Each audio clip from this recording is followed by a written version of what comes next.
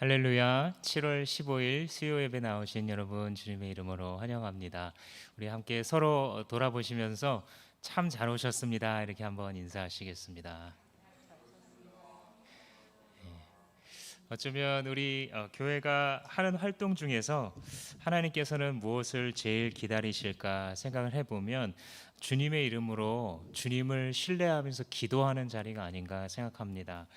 이 시간 함께 우리가 수요 기도회를 바라보시는 하나님의 시각을 잠깐 생각하면서 기도하는 시간을 갖기 원하는데요. 하나님께서 바라보실 때에는 온 세상 사람들이 자기의 힘을 의지하면서 살아가고 있는데 주님께서 하늘에서 굽어보시며 이 땅을 내려다보시면서 찾고 찾으시는 사람들이 있습니다. 그것은 전심으로 여호와를 사모하고 그분을 힘입기를 원하는 자기 아들, 딸들의 무릎 꿇는 모습입니다. 이 시간 아버지 내가 왔습니다. 아버지 내가 주께로 갑니다. 아버지 내가 예수 더 닮기 원하여 이 시간도 나 자신을 무릎 꿇으려니 나를 또 우리 가정을 주님 받아주시고 은혜를 베풀어 주옵소서라고 다 같이 한번 기도하시겠습니다.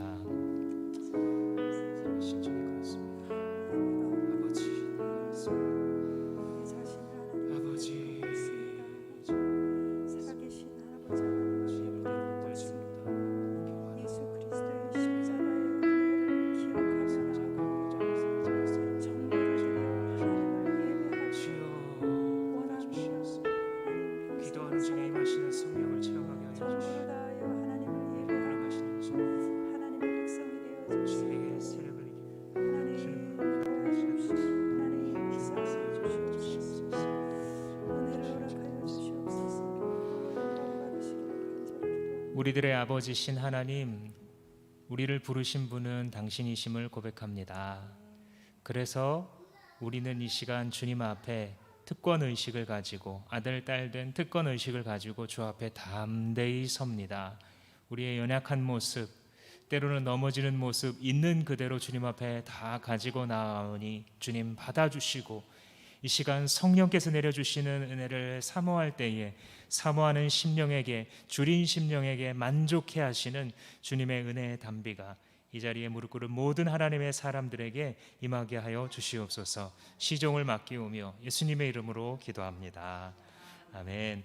우리 다 같이 한번 박수 치시면서 맑고 밝은 날 나는 주의 이름 찬양하겠네 함께 노래하시겠습니다.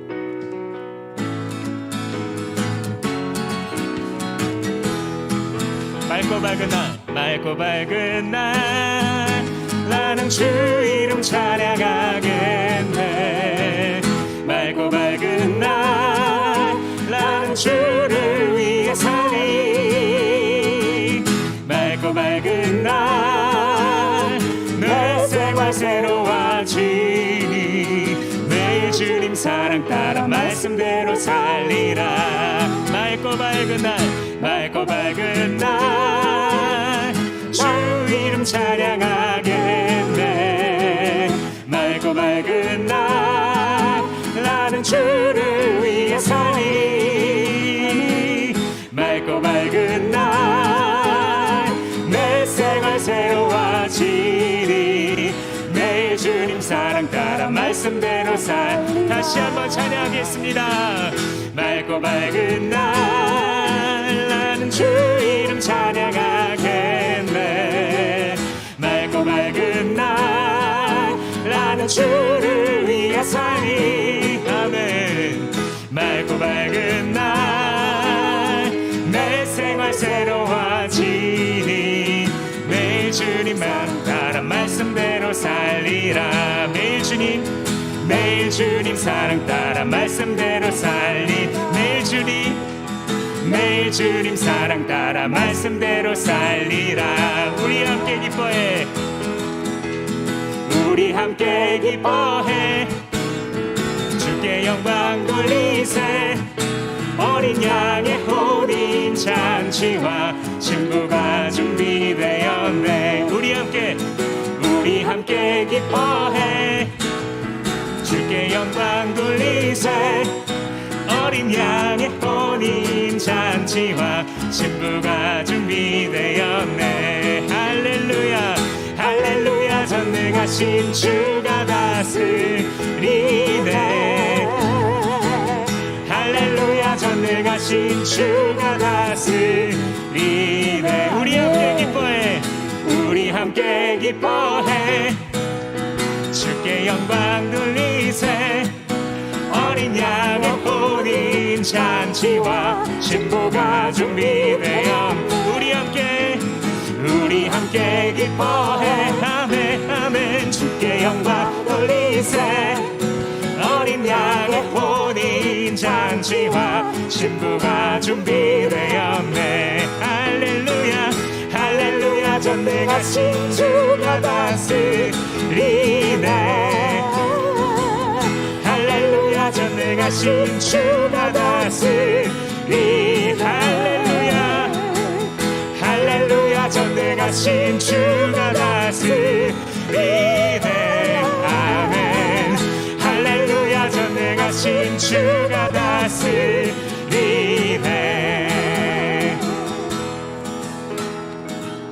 죄짐 맡은 우리 구주 어찌 좋은 친구인지.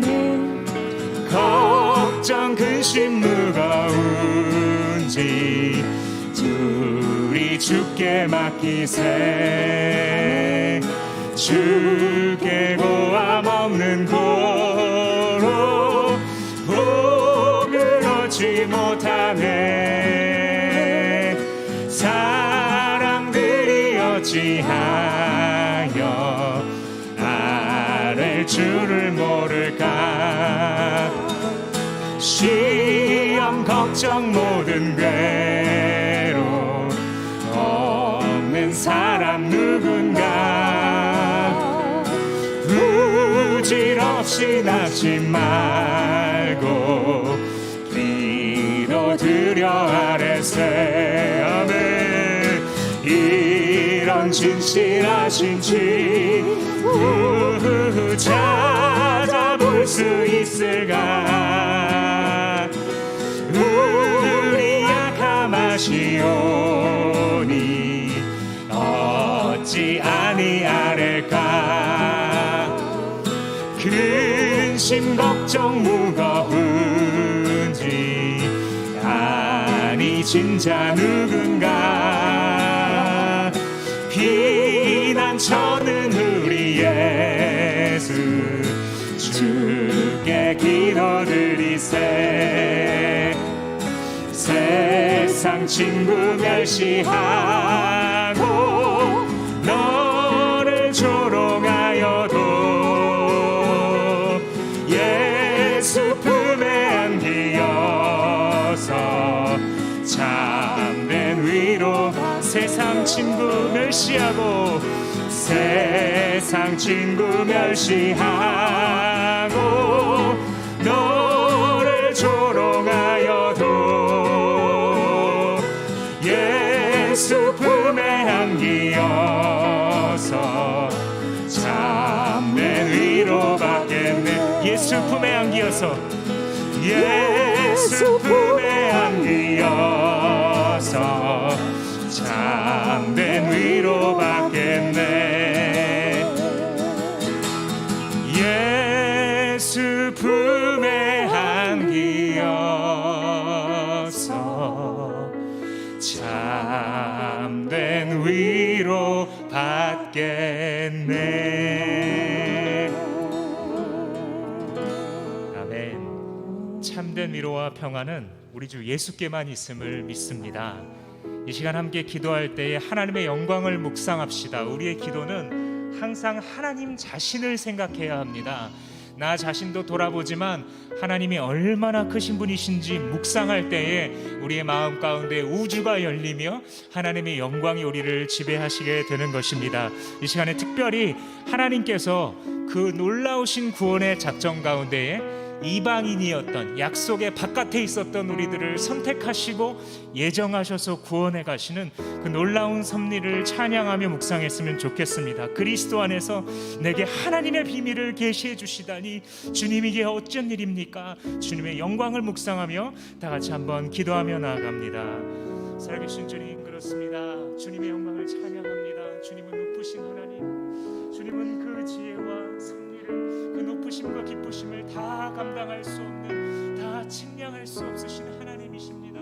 당신을 생각할 때에 하나님, 땅에 속해 있는 내가, 아버지 이 땅 가운데 제한되어 있는 내가 얼마나 초라하고 약한 존재인지요. 놀라우신 주님을 생각할 때에, 광대하신 주님을 생각할 때에 하나님 이 땅에 매이지 않게 됩니다. 우리를 부르신 그 부르심을 생각할 때에 주님, 어찌하여 이방인에 불과했던 나에게 이와 같은 은혜를 풀어주시고 하나님 이 대한민국 땅에 주의 복음을 허락하여 주셨습니까? 아버지, 아무것도 알지 못하던 연약하고 어린 백성을 주님께서 돌아보시고 불쌍히 여겨서 이 땅에 복음을 보내어 주셨습니다. 할렐루야. 주님을 찬양합니다. 반석이 되신 하나님, 광대하신 주님을 높여드립니다. 예수 그리스도 안에서 비밀을 맡기셨습니다.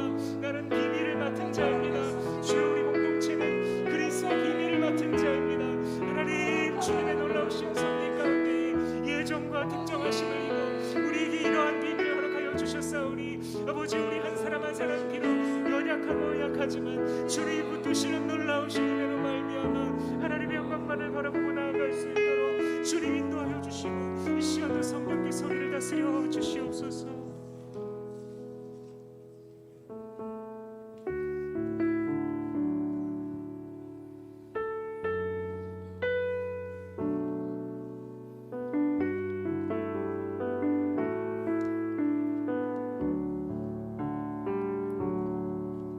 나는 아무것도 아닙니다. 주님의 사랑이 없으면 나는 아무것도 못합니다. 주님의 지혜가 없으면 나는 아무것도 못합니다. 주님의 능력이 없으면 나는 한순간도 못 삽니다. 주님의 생명이 없으면 이제 내가 사는 거 아니요, 그리스도 내 안에 사시니 오직 그의 생명이 나의 생명, 나의 모든 날들도 주의 것. 나는 오직 한 분 바랍니다. 나의 아버지, 나의 구원, 나의 주. 사도 바울이 고백했죠. 내가 이전까지 그리스도를 알기 전에 내가 가지고 있었던 모든 지식과 나의 잘난 것은 다 그리스도 안에서 배설물과 같습니다. 주님이 없다면, 예수님이 없다면 우리가 손에 쥐었다고 생각하는 모든 것은 아무것도 아님을, 주님의 인도하심을 받지 않으면 우리가 계획하고 준비하고 움켜진다고 생각했던 모든 것이 내 것이 아님을 우리가 깨달으며 고백할 때에 참된 믿음을 우리에게 주실 줄로 믿습니다. 이 시간 다시 한번 부를 때에 나는 아무것도 아닙니다. 주님의 영으로 채워주소서. 다 같이 노래하시겠습니다.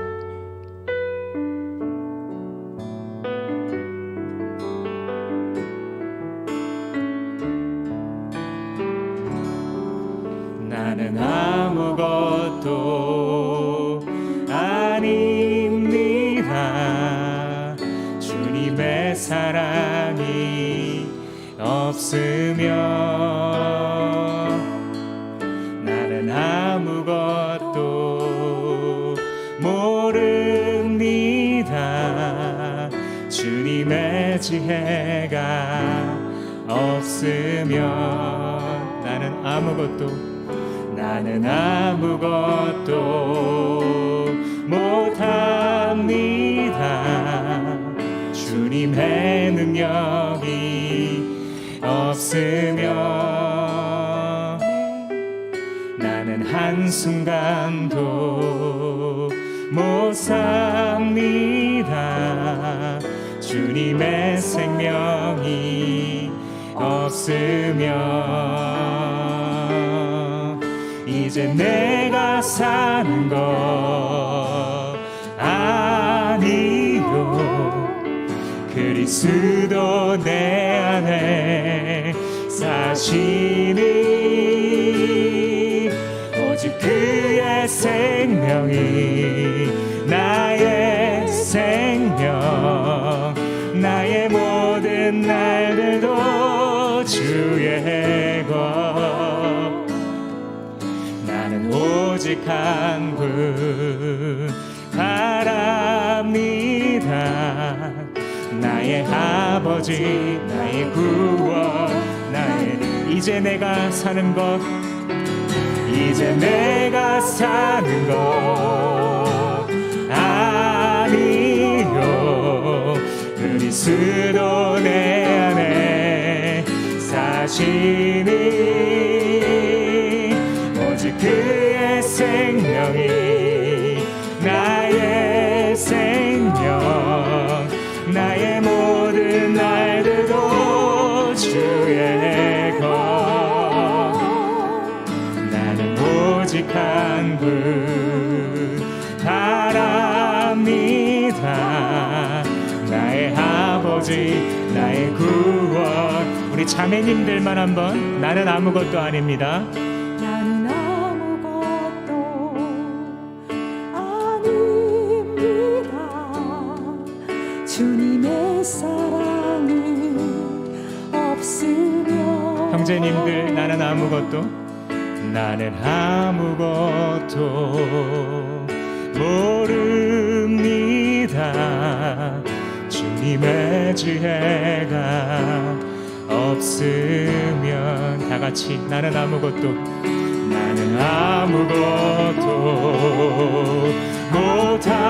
못합니다. 주님의 능력이 없으면 나는 한순간도 못 삽니다. 주님의 생명이 없으면 이제 내가 사는 것, 이제 내가 사는 것 아니요, 그리스도 내 안에 사시니 오직 그의 생명이 나의 생명, 나의 모든 날들도 주의 것. 나는 오직 한 분 바랍니다. 나의 아버지, 나의 구원, 나의 아버지, 나의 구원, 나의 주, 나의 아버지, 나의 구원, 나의 아버지, 나의 아버지, 나의 구원, 나의 주.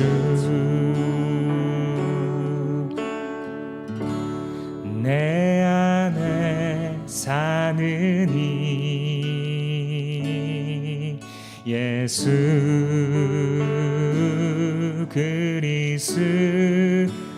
그리스도니 나의 죽음도 유익함이라. 내 안에 사느니, 내 안에 사느니 예수 그리스도니 나의 주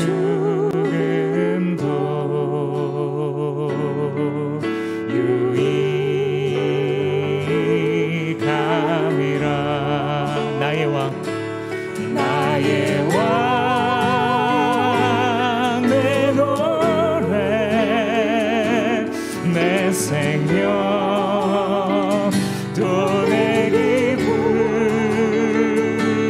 나의 힘 나의 것 내 평화 나의 주 내 안에 사는 예수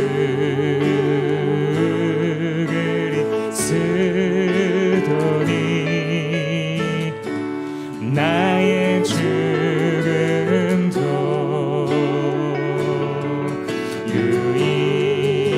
유익한 나의 왕 내 노래 나의 왕 내 노래 내 생명 또 내 기쁨 나의 힘 나의 것 내 평화 나의 주 내 안에 사는 힘 예수 그리스도니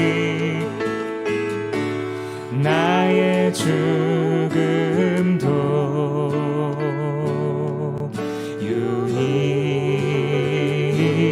유익함이라 나의 죽음도 나의 죽음도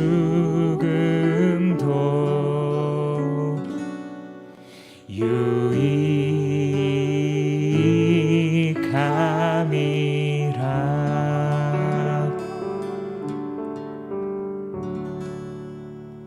이 시간 잠시 한 번 더 기도하실 때에 이 위대한 진리를 고백하시겠습니다. 내 안에 사는 분 예수님이십니다. 나의 옛사람을 죽여주신 분, 나를 해방하신 분, 나에게 보혈을 주신 분, 나에게 새 생명을 주신 분, 내 주 예수께서 내 안에 사시니 내게 부족함이 없습니다. 내가 죽을지라도 그것이 유익합니다. 주 앞에 다 같이 기도하시겠습니다.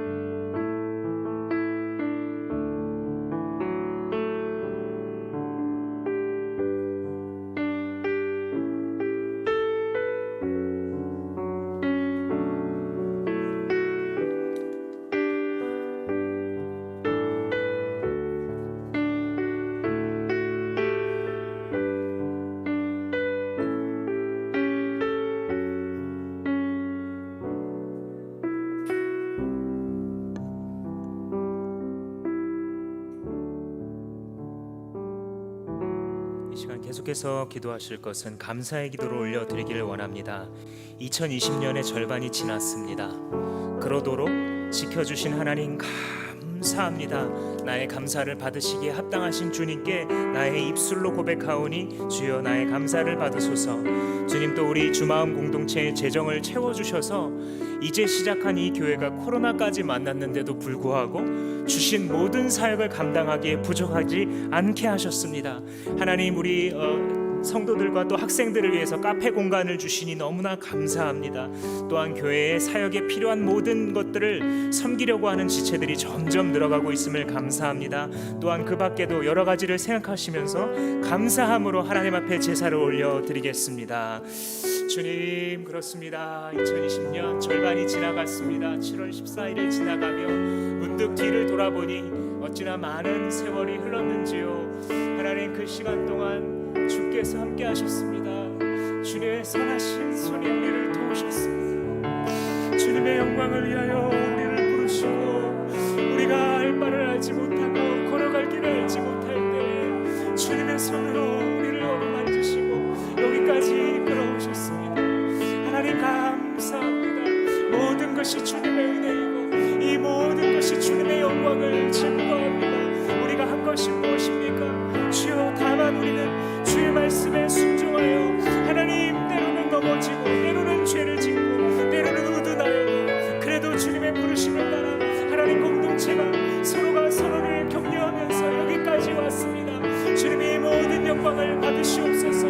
주님, 이제 시작한 교회가 하나님 코로나까지 만났음에도 하나님 넘어지지 아니하고 무너지지 아니하고 분열되지 아니하고 부서지지 아니하고 주님 맡기신 사역을 다 감당케 하시니 감사합니다. 재정을 채워주시고 필요한 모든 것들을 채우시며 우리가 쓸 수 있도록 좋은 분들이 서 있고 하나님 좋은 공간에 있음을 인하여 감사합니다. 하나님, 우리 학생들을 위하여 또 성도들을 위하여 우리에게 함께 할 수 있는 예배 공간을 주시고 카페 공간을 주시고 교육 공간을 주시니 감사합니다. 주님의 은혜가 우리 위에 넘치는 것을 다시 한번 그 증거로 말미암아 보게 됩니다. 하나님, 우리를 건강하게 하시니 감사합니다. 하나님, 또한 필요한 모든 사역의 지체들을 세우셔서 하나님 각 예배를 섬기게 하시고 수종되게 하시고 하나님 예배와 방송과 재정과 헌신과 설계와 하나님 청소와 방역과 행정과 하나님 모든 일에 있어서 하나님만 바라볼 수 있게 하여 주셨습니다. 우리 가족들을 지켜보아여 주시고 우리 진짜 한 가정 한 가정을 세우시며 하나님, 때로는 연약할지라도 때로는 아플지라도 주님 감당하게 하여 주셨사오니 그 은혜를 인하여 감사와 영광을 올려드리며 주여 주시옵소서. 주님 기뻐하시옵소서. 주님 높아 주시옵소서. 주님 영광 받아 주시옵소서. 이 모든 감사의 제사를 올려드리며 예수님 이름으로 기도합니다. 아멘. 다 같이 하나님의 말씀 한번 보시겠습니다. 열왕기하 8장 1절에서 6절까지 말씀입니다.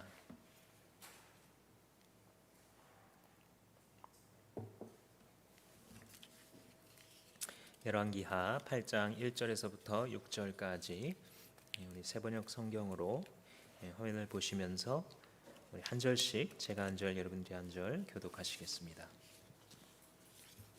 엘리사가 이전에 한 여인의 죽은 아들을 살려준 일이 있었는데 그 아이의 어머니에게 이렇게 말했었다. 부인은 가족을 데리고 이곳을 떠나서 가족이 몸붙여 살만한 곳으로 가서 지내시오. 주님께서 기근을 명하셨기 때문에 이 땅에 7해 동안 기근이 될 것이오.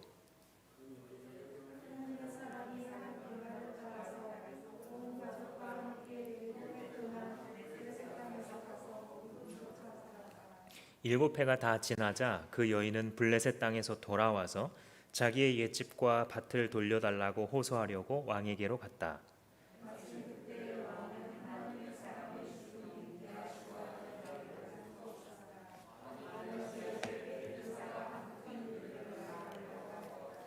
그래서 게하시는 왕에게 엘리사가 죽은 사람을 살려준 일을 설명하고 있었다.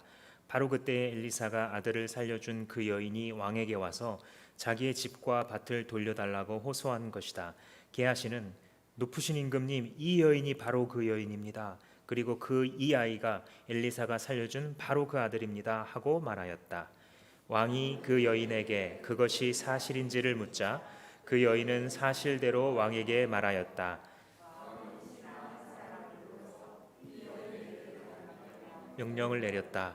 이 여인의 재산을 모두 돌려주고 이 여인이 땅을 떠난 그날부터 지금까지 그 밭에서 난 수출을 모두 돌려주어라. 아멘. 중동 문화를 배경으로 한 우화가 있습니다. 한 가난한 여인이 어느 날 잠을 자는 도중에 도둑을 맞았습니다. 도둑들이 어찌나 많이 들어와 있는지 그 여인의 집안에 있었던 모든 물건들을 남김없이 훔쳐가 버렸습니다. 그녀는 어떻게 할까 생각을 하다가 술탄을 찾아갔습니다. 중동 국가에서 이슬람권에서 특히 이 국가 지도자를 술탄이라고 부르는데 술탄을 찾아가서 호소했습니다. 그러자 이 술탄이 그녀에게 물어보았습니다. 왜 잠이 들었느냐? 책임이 너에게 있다는 거죠. 그러자 그녀가 대답했습니다. 술탄이시여, 당신께서 깨어 계시기 때문에 제가 잠들었습니다. 이렇게 대답했습니다. 그러니까 위대하신 지도자가 백성들을 잘 지키고 다스리고 계시기 때문에 나는 잠들었습니다 라는 뜻이죠. 이 대답을 들은 술탄은 매우 기뻐하면서 그녀가 잃어버렸던 것들을 하나씩 하나씩 물어보면서 그것 모두를 다 회복시켜 주었습니다. 자기 자신이 어떤 지도자인지에 대해서 인정해 준 것이 그 마음 가운데 너무나 기뻤기 때문입니다. 하나님의 백성이 하나님과 함께 살아가는 방식이 바로 그런 원리입니다. 우리가 살아가면서 살아가는 소유하게 되고 또 가지게 되는 모든 기업에 대해서, 우리의 삶의 소유에 대해서, 우리의 생명과 우리 영혼의 건강에 대해서 우리가 하나씩 하나씩 다 파수꾼을 세울 수는 없습니다. 다 세운다 손 치더라도 지킬 수 있다는 보장은 없습니다. 우리는 그저 우리에게 공급하시는 하나님을 믿고 오늘도 잠자리에 드는 것이죠. 우리는 우리의 길을 그 선하신 손으로 한 걸음씩 한 걸음씩 인도하시는 주님을 신뢰하면서 또 새 날을 시작하며 소망을 품고 살아가는 것이죠. 그래서 주님의 백성들은 하나님께서 나에게 공급하시기 때문에 때로는 내가 잃어버려도 주님이 다시 회복하실 것이다 라고 하는 기대를 갖게 됩니다. 이것은 인격이신 하나님을 경험해가는 신자들에게 나타나는 배짱 같은 것입니다. 처음에는 뭔가를 잃어버렸을 때, 소유를 잃어버리고 지위를 잃어버렸을 때에, 평안을 잃어버렸을 때에 굉장히 당황할 수밖에 없습니다. 그러나 하나님이 어떤 분이신지 알게 되면 알게 될수록 그는 담대히 하나님께 맡길 수 있게 되는 것입니다. 우리가 지금 이제 회복에 대해서 살펴보고 있는데, 지난주에 생명을 회복시키시는 하나님에 대해서 살펴보았다면 오늘은 기업을 회복하시는 하나님에 대해서 살펴보겠습니다. 약 4주간에 걸쳐서 회복이라는 주제로 열왕기서에 나타난 회복이라는 주제를 살펴볼 텐데, 오늘은 이 땅을 회복한 한 여인의 이야기가 등장하고 있죠. 우리가 기업을 회복한다라고 제가 말씀드렸는데, 기업이라는 것이 성경에서는 물려받아서 조상 가문 대대로 우리 집안에 내려오고 있는 어떤 땅이나 재산 같은 것을 기업, inheritance라고 부르죠. 유업이라고도 말하는 것이 바로 그것입니다. 이 여인은 다름 아닌 1절에서 말하는 것처럼 지난주에 우리가 나눈 아들이 죽었다가 다시 살리심을 받은 그 여인의 가정입니다. 이 여인이 어떻게 땅을 잃어버렸다가 다시 찾게 되는지 이 열왕기서 기자가 잊지 않고 기록을 하고 있습니다. 지난주에 우리가 4장을 읽었는데 오늘 8장이죠. 중간에 있는 그 속에는 다른 많은 스토리들이 들어가 있습니다. 특별히 굉장히 큰 기근이 들어서 이 똥 요만큼의 엄청난 값어치를 가지고 팔게 되고 사람들이 심지어는 인육을 먹게 되는 이런 사건 기억나시죠? 그런 것들이 이제 중간에 들어가 있습니다. 그렇게 국가적으로 굉장히 큰 일이 있는데 그 중간중간마다 자꾸 이 여인이 등장해요. 그래서 저도 이 말씀을 묵상하고 준비하면서 이 여인이 누군지 알고 싶은 거예요. 주님께서 3번, 4번째 등장시키시는 이 무명의 여인이 누굴까 참 궁금해집니다. 천국 가면 한번 주님께 물어봐야 될 것 같습니다. 근데 이 여인이 하나님의 은혜를 되게 많이 받은 여인인 것은 분명해요. 이름은 모르겠는데 엘리사 못지않은 은혜를 하나님께 받은 여인이에요. 어떻게 알 수 있냐면 1절 말씀해 보시면, 엘리사가 이전에 한 여인의 죽은 아들을 살려준 일이 있었는데 그 아이의 어머니에게 이렇게 말하였다. 부인은 가족을 데리고 이곳을 떠나서 저 가족이 살만한 곳으로 거주할 만한 곳을 찾아가십시오. 왜냐하면 여기에 이제 7년 동안 굉장히 힘든 기근이 찾아올 것입니다 라고 예언을 해줍니다. 개인적으로, 국가적으로 지금 하고 있는 게 아니에요. 이 예언을 집단적으로 어떤 그룹에게 자 이렇게 하면서 예언하고 있지 않아요. 누구에게 하냐면 이 개인에게 말씀을 주시는 거예요. 이게 얼마나 놀라운 은혜입니까? 그러니까 어떻게 보면 다른 사람이 받지 못한 특권이 이 무명의 여인에게 주어지고 있습니다. 앞으로 7년 동안 이 이스라엘 땅에는 굉장히 힘든 기근이 찾아올 텐데 하나님께서는 당신에게 그걸 피할 길을 주셨다라고 말씀을 주시는 것입니다. 그러니까 우리가 조금만 생각해 보면 하나님께서 지금 굉장히 특별한 역사를 이 여인의 가정에 허락하시고 있다는 것을 알 수 있는데, 이 1절의 말씀을 보고 우리가 깨달을 수 있는 몇 가지 사실들이 있습니다. 첫 번째는 이 여인에게 굉장히 특별한 은혜를 주셨구나라는 사실입니다. 이 여인은 특징을 한번 꼽아보라면 하나님을 사모하되 특별히 사모하는 사람입니다. 그런 특징이 있어요.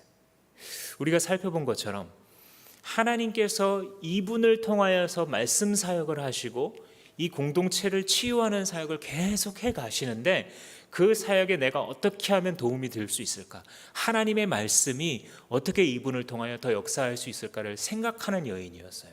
기도의 사람이었음이 분명하죠. 그래서 엘리사가 지나갈 때 그 원기를 회복해서 더 그 사역을 힘있게 하라고 자기 집안에다가 이 사역자, 이 선지자 전용의 게스트룸을 만들 정도였죠. 남편을 설득해서. 그러니까 하나님을 특별히 사모하는 마음이 없으면 보여줄 수 없는 삶의 증거가 그녀의 삶에 계속해서 나타났던 것입니다. 하나님은 모든 이에게 은혜를 베푸십니다. 그런데 특별히 자기를 사모하는 자에게 특별한 복을 내리시는 것도 분명합니다. 하나님께서는 자기를 사모하는 자를 찾기를 사모하세요. 성경을 읽어보시면 하나님께서 자기를 전심으로 바라는 자들을 찾고 찾으신다고 기록하고 있어요. 나를 전심으로 찾는 자들이 나를 만나리라, 주님이 약속하고 계세요. 그래서 우리가 흔히 하나님의 은혜는 모든 자에게 있고 하나님은 모든 사람을 사랑하셔, 그 말도 맞지만 또 어떨 때에는 하나님께서 자기를 특별히 사모하는 자들, 생명 걸어 주님의 얼굴을 찾는 자들에게 주님께서도 모든 것을 쏟아 부어주신다는 사실을 또 기억해야 할 것입니다. 시편 기자가 107편 9절에서 뭐라고 노래를 했냐면, 주님께서 사모하는 영혼을 만족하게 하십니다.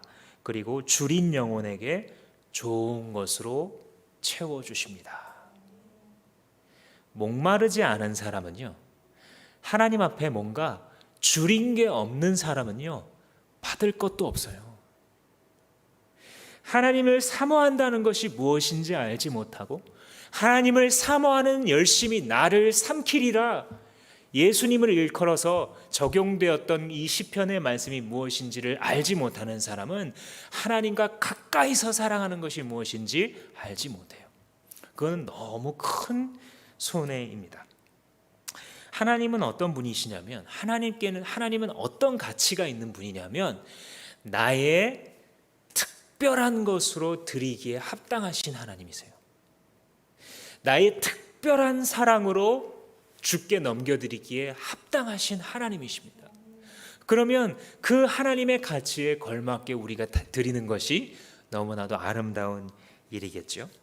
그래서 이 여인이 어쩌면 하나님의 특별한 은혜를 받고 있는 것 같습니다. 두 번째 알 수 있는 사실은, 특별한 은혜는 특별한 고생이라는 얼굴로 시작할 수 있다라는 사실입니다. 이 여인은 사실 가질 수 있는 걸 다 가진 여인이죠. 우리 다시 한번 기억을 되짚어 보자면, 이 여인은 경제력도 있는 여인이었어요. 기억하시죠? 게스트룸을 만들 수 있을 정도로, 또 이 남편을 설득해서 뭔가 의로운 일을 해갈 수 있는 이 부부 사이도 좋은 여인이었어요. 그런데 또 성격이 나쁜가 하면 성격도 너무 좋아서 마음씨 곱게도 다른 사람을 돌아볼 수 있는 사람. 그런데 또 겸손하게 하나님께서 아들을 주신다고 하는데도 이미 내게 은혜가 족합니다. 저는 백성들 가운데 평안하게 거하고 있으니 그런 것을 바라지 않습니다라고 말할 정도의 사람이에요. 그러니까 좀 돈이 없으면 신앙이 없든지 아니면 뭐 좀 신앙이 없으면은 뭐 좀 신앙이 좀 좋으면 인격이라도 좀 빠지든지 해야지 뭔가 좀 덜할 텐데, 이 여인은 다 가졌어요. 지식에서부터 관계와 신앙과 인격과 겸손함을 다 갖춘 그런 사람이었죠. 가질 것을 다 갖고 자기 나라에서 평안히 살면서 거기다 더해서 무자하였던 그 팔자에 이제 하나님의 은혜 가운데 아들까지 받은 그런 여인이에요. 근데 그 여인에게 뭐라고 주님께서 말씀하시냐면 여기를 떠나라라고 말씀하십니다. 여러분 조금만 생각해 보시면 이 명령이 얼마나 황당한 명령인지 알 수 있으시죠? 보장이 없는데 여기를 떠나라라고 말씀하시는데 그게 요 동네를 떠나라 그러는 게 아니라 이 나라를 떠나라 이렇게 말씀하는 거예요. 그래서 이 여인이 이사 간 곳이 어디예요? 블레셋 땅이잖아요. 그러니까 지금 이 여인이 만약에 나라고 한번 상상해 보시면 하나님이 하시는 이 은혜로운 명령이 사실 엄청나게 부담스러운 것임을 금방 알 수 있습니다. 상상하고 싶지도 않은 일이에요. 주님, 저는 우리 백성 중에 평안히 거하고 있어서 제 은혜가 제게 족한 분입니다 라고 고백하고 있는 여인에게 그 땅을 떠나라. 이 선지자의 말을 순종한다는 게 지금 이게 성경이 빨리 막 진행되고 있으니까 쉬워 보이지만 우리의 현실 속에 딱 갖다 놓고 보시면 거의 불가능할 만큼 어려운 명령인 것을 알 수 있습니다. 여러분들 중에 누가 너 지금 살고 있는 그 동네를 떠나서 저기 밑에 제주도로 내려가라 그러면 쉽게 순종하실 분 있으십니까? 물론 우리들 중에는 이미 이런 거 한두 번 경험하신 분도 계십니다. 그죠? 정말 황당한데 그 땅을 떠나서 외국으로 가요. 그리고 그것을 다시 떠나서 한국으로 와요. 주님께서 내가 정말 안전하게 거하고 있는데 그 안전지대를 버리고 어딘가로 떠나가라 라고 명령하실 때 사실은 그 이면을 뒤집어 보면 무슨 일이 일어나고 있는 거냐면 하나님의 특별한 은혜가 시작되는 겁니다. 이 특별한 은혜는 우리 유한한 인간의 눈으로 볼 때에는 그 앞 대가리가 이 은혜가 시작되면서 내게 밀려 들어오는데 그 앞 대가리가 어떻게 보이냐면 엄청나게 고생하겠구나 이게 느껴지는 거예요. 아이고 내가 어떻게 사나 이렇게 고생의 얼굴로 은혜가 시작되곤 합니다. 이 명령을 생각할 때에 사실 참 우리에게 떠오르는 한 사람이 있는데 그게 바로 아브라함이죠. 너의 본토 친척 아비 집을 떠나 내가 내게 지시할 땅으로 가라. 그래놓고 그 땅이 어딘지는 사실 말 안 해줘요. 아브라함은 그냥 이 지도를 고대 근동의 이 지도를 보시면 오늘날의 이 이라크 땅 그러니까 바빌론 정도에서부터 시작해가지고 물길을 따라서 쭉 먼 길을 여행하는 것이 바로 아브라함의 여정이었거든요. 근데 바로 앞에만 보여주세요. 전체 그림을 다 보여주시면 우리가 좀 안심하면서 내비게이션을 딱 찍은 다음에 아 저기가 주마음교회구나 하면서 이렇게 안심하면서 가는 게 아니라 한 걸음 한 걸음 알려주시면서 인도에 가시죠. 때로는 하나님이 우리를 인도하시는 방식이어서 우리는 이걸 고생길이다라고 잘못 오해할 수가 있습니다. 이 여인은 어찌 보면 믿음의 측면에서 보면 아브라함 같은 사람이에요. 주님께서 안 알려줘요. 여기 끝까지 읽어봐도요. 그게 블레셋인지 이집트인지 아니면 저 밑에 남유다에 가서 살라는 건지도 말 안 해주신 것 같아요. 그냥 여기를 떠나라는 거예요. 너의 가족이 몸을 숨길 만한 이 기근을 피할 만한 곳을 한번 찾아보라 이렇게 명령하셨는데 그것을 따라 정말 떠납니다. 그러니까 우리가 여기서 잠깐 정리할 수 있는 게 뭐냐면 하나님께서 우리에게 특별한 은혜를 베풀고자 하실 때에 특별한 고생의 길로 인도하실 수 있구나라고 하는 사실입니다. 사실 성경을 읽어보면 굉장히 많이 그렇게 하셨죠. 하나님이 아주 좋아하시는 방식 중에 하나예요. 우리의 믿음을 이렇게 달아보시는 겁니다. 우리가 연약한 인간이기 때문에 깜짝 놀라죠. 하나님이 이게 말이 됩니까? 내가 하나님 믿고 따라왔는데 내가 하나님의 음성을 제대로 분별한 게 막 의심이 될 정도예요. 왜냐하면 너무 고생스러우니까 처음에. 하나님께서 분명히 음성을 주시고 나에게 은혜 받게 하시고 하나님과 동행하겠구나 이 길로 걸어가면 하나님의 은혜가 폭포수처럼 내게 떨어지겠구나 라고 하는 기대감을 갖고 걸어가는데 한 걸음 두 걸음 세 걸음 내디딜 때마다 고생이고 어려움이 내게 다가올 때 우리는 사실 포기하고 싶습니다. 그러나 그럴 때 기억하십시오. 낭망치 말아라 내 영혼아. 주께서 내게 특별한 은혜를 준비하셨다. 자기의 착각과 하나님의 축복을 어떻게 구분할 수 있냐면 내가 처음에 이 길을 걸어가고자 결단했던 동기를 쳐다보시면 압니다. 내가 비록 믿음이 약할지라도 이렇게 하면 하나님 기뻐하실 것 같아. 이렇게 하면 하나님이 날 사용하실 것 같아. 다른 많은 것들이 계산이 안 맞아 떨어지는데 어쨌든 하나님은 기뻐하실 것 같아. 그러면 내 계산이 좀 모자라도 나의 이 지식이 좀 부족해도 내 지혜가 다른 사람에 비해서도 별 볼 일 없다 손치더라도 기도하는 가운데 하나님께서 은혜 주셔서 그 길을 선택하면 낭망치 않을 이유가 무엇이냐면 은혜가 고생이라는 얼굴로 시작된다라는 사실을 믿을 수 있기 때문입니다. 또 한 가지 알 수 있는 사실은 무엇이냐면 그 은혜의 길을 따라 이 고생의 길을 걸어갈 때에 꽤 오랜 기간 동안 방향을 모를 수 있다라는 사실입니다. 그냥 막막한 채로 방향을 모르는 시간이 지속됩니다. 때로는 시작할 때만이 아니라 상당히 오랜 기간 동안 막막함을 느끼죠. 여기서 이 엘리사가 가족이 몸부쳐 살만한 곳으로 가서 지내시오 이렇게 세번역 성경이 되게 친절하게 의역을 했습니다. 원래 있는 옛날 개역 개정 성경은 직역을 했는데 뭐냐면 너희 가족들이 거주할 만한 곳으로 가라 이렇게 명령했어요. 여러분 이 명령이 구체적입니까? 아니면 아주 모호합니까? 제가 볼 때는 너무 모호해요. 남쪽으로 가라 이 정도만 해주셔도 괜찮을 것 같은데 그것도 아니에요. 옆 동네로 가라 아니면 뭐 내가 너한테 어느 빌딩에 어디를 이렇게 예비해 줄 테니까 상록 신봉 종합상가에 가서 너의 이걸 이렇게 해주시는 거는 바라지도 않고 그냥 어느 쪽으로 가라 이런 것만 알려주셔도 좋겠는데 그게 아니라 너네 가족이 살 수 있는 대로 한번 가봐. 지금 이런 명령이에요. 하나님이 명령하실 때는요 우리 인간적인 수준으로 바라볼 때는 너무 답답합니다. 너무 막막해요. 너무 추상적이고 너무 모호해요. 하나님의 명령이 우리 인간적인 수준으로 받아들일 때에는 구체적인 대안을 주시지 않고 그냥 인도하셔요. 이 여인이 블레셋으로 결국은 가게 되거든요. 근데 그 블레셋으로 가기까지 얼마나 많이 고민했겠어요. 왜냐하면 여러분 기억해 보시면 블레셋과 이스라엘의 관계가 좋았어요, 나빴어요? 거의 역사 내내 거의 나빴어요. 거의 제일 못된 원수 중에 하나가 블레셋이었어요. 이 다윗과 골리앗이 싸울 때 이 골리앗도 블레셋 출신이잖아요. 영어 성경은 필리스틴이라고 말하죠. 이 블레셋 나라는 사실 원수 관계로 오랫동안 지속되었던 그런 나라입니다. 그러니까 이 여인이 여긴가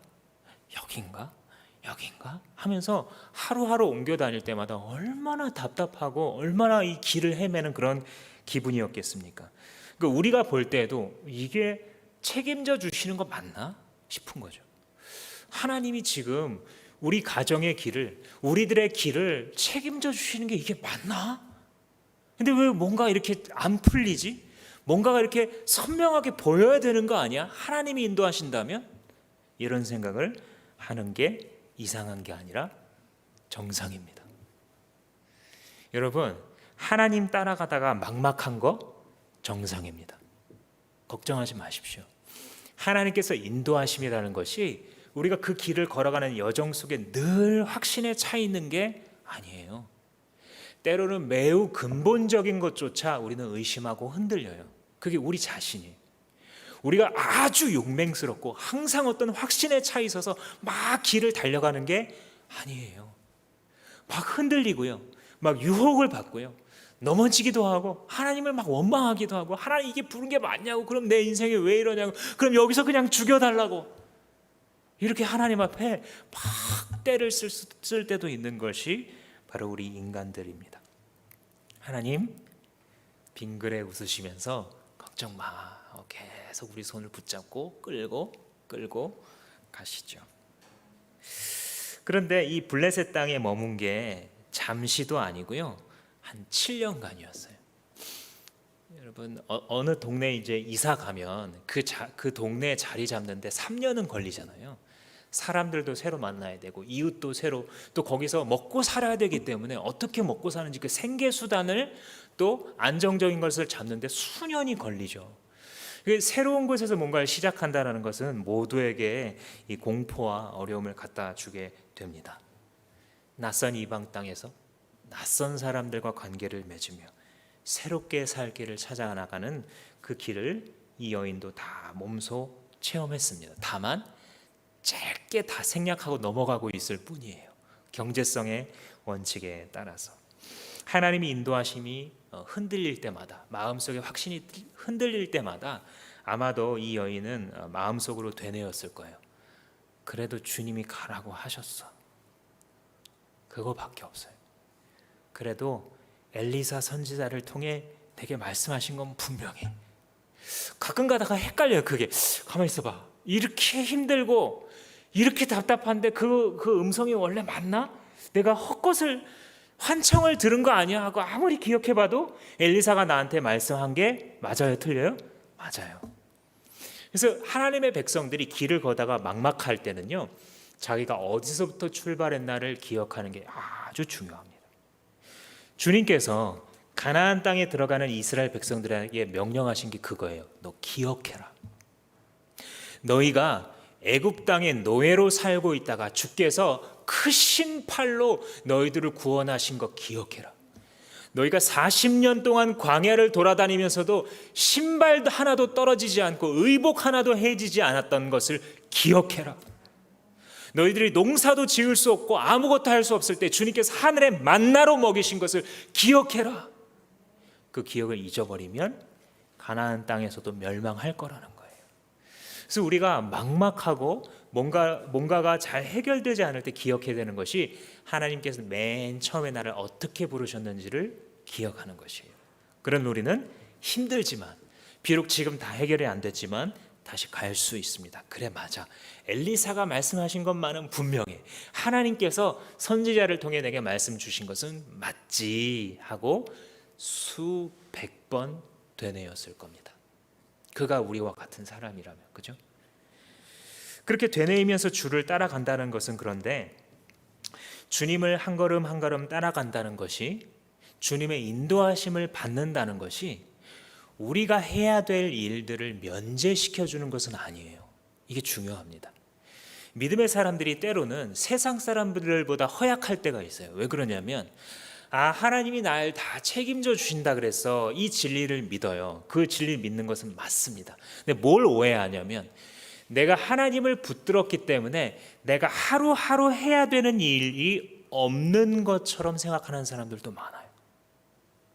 내가 아무것도 안 하고 있어도 하나님께서 모든 것을 다 해주신다고 착각을 하는 거예요. 우리가 아까도 찬양했지만, 나는 아무것도 못합니다, 아무것도 모릅니다, 주님이 없으면 아무것도 못합니다.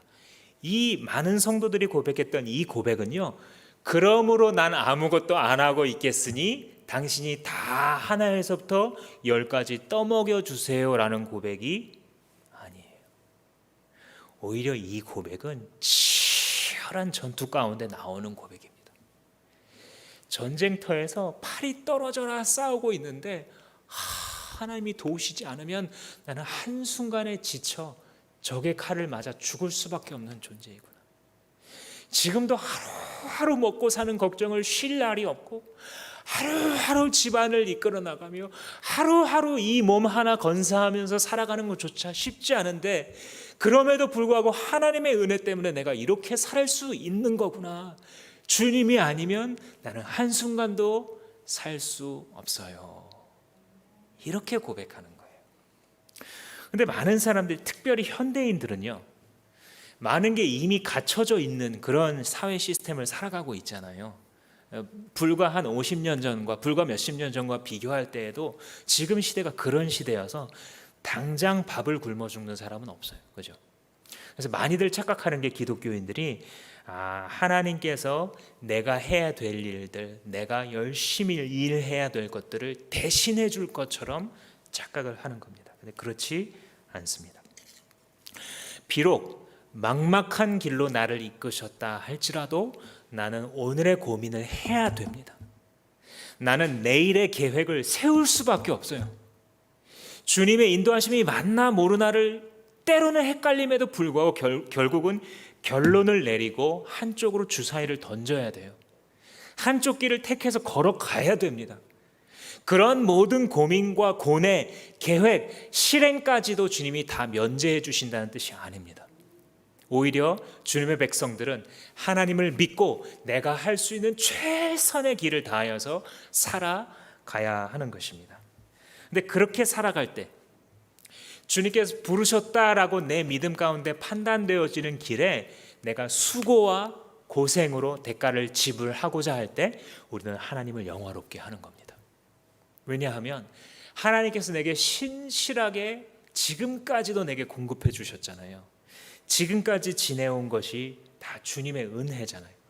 그 신실하심을 알기 때문에 나도 오늘 하루를 신실하게 살아감으로써 그 주님을 영화롭게 할 수 있는 겁니다.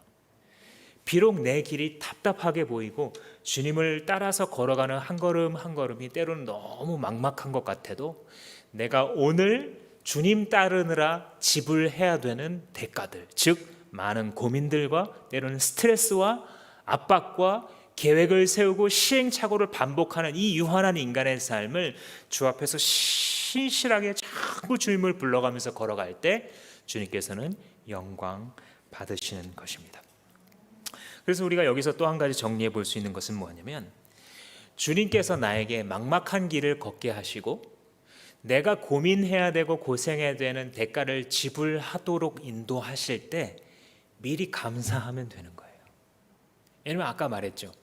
주님께서 내게 특별한 은혜를 베푸실 때에 특별한 고생 속으로 인도하신다고. 주님이 분명하게 인도하시는데도 불구하고 막막한 순간들을 허락하신다고. 그러니까 믿음의 사람들이 자꾸 이 패턴을 여러 번 겪고 나면 나중에 배짱이 생기는 거예요. 아, 또 시작이구나. 하나님의 은혜가 또 시작이구나. 그래, 내가 지난번에는 너무 불평을 많이 해서 하나님이 모든 것을 허락하셨을 때 부끄러웠었지. 이제는 한번 바꿔서 해보자. 먼저 감사하면서 시작해보자. 하나님께서 우리의 삶 가운데, 우리의 공동체 속에, 우리의 가정 가운데 베푸실 그 은혜를 미리 보면서 미리 감사하면서 살아가면 얼마나 재밌을까. 그래, 하나님 마음대로 해주세요. 내가 죽어도 천국 가는데 나에게 이렇게 큰 은혜를 베푸셨는데 우리 가족들 일순간에 몰살해도 다 천국 가는데 하나님 주님 마음대로 인도해 주세요. 아예 이렇게 살아보자 할 수 있는 것 바로 믿음의 경험이 있는 사람들입니다. 7절에서 그 여인이 선지자의 말을 따라서 온 가족과 함께 7년 동안 블레셋에서 살다가 돌아왔다라고 말하죠. 이 짧은 문장 속에는 이 여인의 삶이 들어가 있는 것입니다. 이 여인의 수십 번, 수백 번의 고뇌 끝에 내린 순종의 결정들이 이 안에 다 축약돼서 들어가 있어요. 블레셋에서 7년 동안 살았다. 이 여인의 기록이에요. 하나님 앞에 보여드릴 자기 삶의 기록. 그 안에는 비록 이 이불킥을 해야 되는 아주 부끄러운 순간도 있었을 거고 넘어지는 순간도 있고 막 너무 걱정하는 순간도 있었겠으나 그러나 결국은 그 선한 싸움을 싸우고 하나님께 순종하고 이제 고국 땅으로 돌아오는 그런 영광을 얻었습니다. 기근을 결국은 피하고 돌아온 것이 은혜였다는 것을 깨닫는 거죠. 아, 그렇구나. 주님의 말씀대로 정말 이 땅 가운데 이렇게 극심한 기근이 있었구나. 그런데 하나님께서는 나에게 그 기근을 다 피할 수 있는 특별한 은혜를 주셨구나. 얼마나 많은 간증이 그녀에게 있었을까요? 특별한 은혜를 따라갈 때 우리에게는 특별한 간증들이 함께하게 되는 것입니다. 수고도 하고 고생도 하지만 재미있습니다. 인생은 살만하며 주님께서 내 인생으로 써내려 가시는 스토리들은 너무나 재미있고 흥미롭습니다. 내가 내 것에 집착하려만 하지 않는다면, 주님의 선하심을 마음 가운데 믿을 수만 있다면 인생은 재미있는 것입니다. 주님께서는 히브리서 기자를 통하여서 말씀하실 때에 얘들아, 이미 너희들 앞서 살아갔던 신앙의 많은 선배들이 있으니 그들이 걸어간 길을 기억해라. 히브리서 기자의 표현으로는 구름같이 허다한 증인들이 있다 그러셨죠. 그러면서 히브리서 12장에서 뭐라고 말씀하시냐면 너희들 예수님을 모델 삼아라 이런 말씀을 하세요. 한번 읽어드리자면 너희가 피곤하여 낙심치 않기 위해서 죄인들의 이같이 자기에게 거역한 일을 참으신 자를 생각하라. 너희가 피곤하여 낙심치 않으려면 즉 이 선한 믿음의 여정을 걸어가면서 피곤해서 넘어지고 낙심치 않으려면 좋은 방법이 있는데 그것은 뭐냐면 죄인들이 자기에게 끊임없이 반역하는데도 불구하고 그들을 참아주신 예수 그리스도를 기억해라. 그러면 네가 선한 싸움 싸우느라 겪는 모든 스트레스와 아픔과 낙심거리가 다 눈 녹듯 사라질 것이다. 그 자신이 하나님이신 예수 그리스도께서 자기가 구원하러 내려온 그 대상들이 자기를 향하여 돌을 던지고 창으로 찌르며 채찍으로 내리칠 때에 그들의 그 거역하는 것을 다 참으신 그리스도를 네가 기억한다면 이 땅 가운데 참지 못할 것이 어디 있으며 감당하지 못할 고난이 어디에 있고 견뎌내지 못할 시간들이 어디에 있겠느냐라고 말씀을 한 것입니다. 사랑하는 여러분, 주님을 따른다는 것은 이미 특별한 은혜를 얻었다라는 뜻입니다. 주님의 길을 따르자라는 말씀을 들을 때에 말도 안 돼. 그런 길 따르기 싫어. 원래 이게 정상이에요, 죄인들에게는. 근데 여러분들이 지금 설교를 들으시면서 주님을 따라가는 것이 은혜지. 그렇죠. 고개가 끄덕여진다면 그 자체로 이미 은혜 받은 것입니다. 그런 특별한 은혜를 받았다라면 특별한 고생을 주시는 순간에도 담대하십시오. 믿음대로 될 것입니다. 마침내 이 여인이 이제 고국으로 돌아왔어요. 근데 이 고국, 꿈에도 그리던 이 고국으로 돌아왔을 때 엄청나게 큰 장애물이 자기를 딱 막고 있는 것을 경험합니다. 참 당황스럽죠. 한 곱이 넘은 줄 알았는데 그 다음에 더 큰 고비가 있는 거예요. 뭐냐면 자기의 모든 재산이 다 몰수당해 있는 상태인 겁니다. 자기가 가지고 있었던 집과 땅과 자기의 모든 재산권이 다 사라져 있는 상태를 발견합니다. 3절 말씀해 보시면 7해가 다 지나가 그 여인은 블레셋 땅에서 돌아와 자기의 옛 집과 밭을 돌려달라고 호소하려고 왕에게 갔다. 여기 엄청 많이 생략되어 있어요. 왕에게 가기까지 이 여인이 어떤 일을 했는지는 되게 쉽게 추측할 수 있습니다. 당시의 문화를 생각해 보자면 뭐냐면 두고 갔던 집과 재산에 문제가 생겼다는 걸 발견했으니까 자기가 할 수 있는 일들을 많이 했겠죠. 당시 사회제도에 따르자면 쉽게 왕을 그냥 찾아가는 게 아니에요. 맨 마지막 수단이에요. 그러니까 그 마지막 수단을 강구하기까지는 수많은 스토리들이 있겠죠. 그 모든 것들을 겪은 다음에 그를 찾아간 것입니다. 우리들 중에는 아마도 자기의 집이나 재산이 무너지는 것을 경험한 분들도 계실 겁니다. 직접적으로나 혹은 간접적으로나. 평범한 사람이라면 자기의 집이나 재산이 무너져 내릴 때 자기의 인생도 무너져 내리는 것을 느낍니다. 아주 젊은 청년이라면 어떤 패기와 그래 난 살아갈 날이 많아 이렇게 생각을 할 수 있지만 일정 나이가 지나가게 되면 굉장히 오랜 시간 동안 땀 흘리며 피 흘리며 일한 대가의 결과로서 집과 재산이 남아있는 것이기 때문에 그게 어디 넘어간다든지 그게 어디 사기를 당한다든지 크게 무너지는 걸 볼 때에 지금까지 살아왔던 인생이 다 넘어가는 걸로 느껴질 수밖에 없어요. 그러니까 삶의 이 소망을 포기하는 거죠. 많은 사람들이. 이 여인이 자기의 집과 땅을 되찾으려고 왕에게 호소하러 갔다? 이 말의 의미는 몇 가지를 우리에게 말해 줍니다. 첫 번째는 뭐냐면 집과 재산을 지금 다른 사람에게 넘어가게 된 상태이구나라는 것을 알 수 있어요. 왜냐하면 이 모세 율법에 따르자면요, 사람은 자기의 그 땅을요 영구히 팔 수 없게 되어 있어요. 이스라엘 백성들은. 그래서 자손 대대로 기업이라고 부르는 거예요. 가문에게 계속 속해서 누구의 이름으로 내려가게 되고, 심지어는 아들을 못 낳으면 딸의 이름으로 어떻게 하는지까지 규정해 놔요. 그게 모세 율법입니다. 그러니까 너희들은 땅을 영구히 팔 수 없으니 땅은 내게 다 속한 것이다, 주님이 말씀하십니다. 이게 성경적인 토지의 개념이에요. 원래 자유민주 사회에서, 시장 경제 사회에서 사실 인간들의 어쩔 수 없는 욕심 때문에 시장의 힘을 빌어서 땅을 자유롭게 사고 팔지만, 사실 사회가 더 발전한 상태로 가는 것을 만약에 하나님께서 허락하신다면 원래 땅은 쉽게 유동적이어서는 안 돼요. 그래야 그 사회를 이루어서 살아가는 사람들이 자기의 분깃과 기업을 잃어버리지 않을 수 있습니다. 그래서 이스라엘 사회에서의 희년법이 그거잖아요.